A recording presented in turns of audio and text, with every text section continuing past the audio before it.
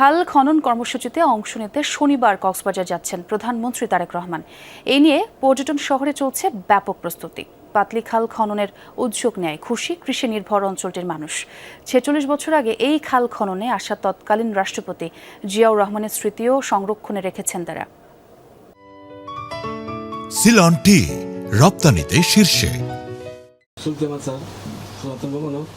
১৯৭৯ সালের ডিসেম্বরে কক্সবাজারে পিএম খালের পাতলি খাল খননে এসেছিলেন তৎকালীন রাষ্ট্রপতি জিয়াউর রহমান। কর্মসূচির উদ্যোক্তা প্রয়াত আবুল ফজল চৌধুরীর দাওয়াতে স্বেচ্ছায় খাল খননে অংশগ্রহণকারীদের নিয়ে প্রীতিভোজে অংশ নেন।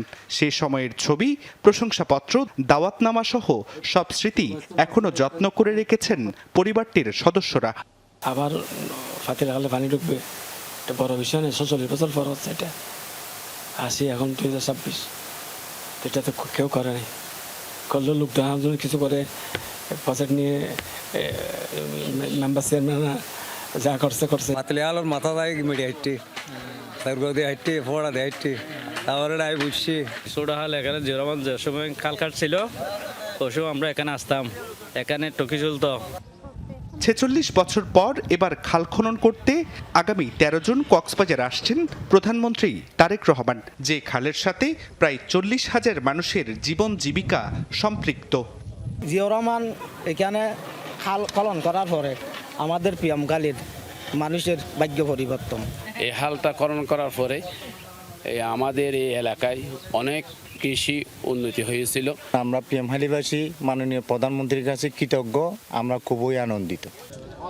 প্রধানমন্ত্রীর আগমন ঘিরে কক্সবাজারে চলছে ব্যাপক প্রস্তুতি।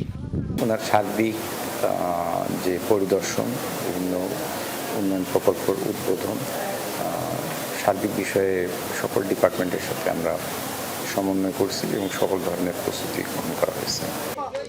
খাল খনন ছাড়াও বৃক্ষরোপণ, মাতামুহুরী উপজেলা ও পেকুয়া পৌরসভার ভিত্তিপ্রস্তর স্থাপন সহ নানা কর্মসূচিতে অংশ নেয়ার কথা রয়েছে প্রধানমন্ত্রীর। জুবাইর রিফাত, যমুনা নিউজ।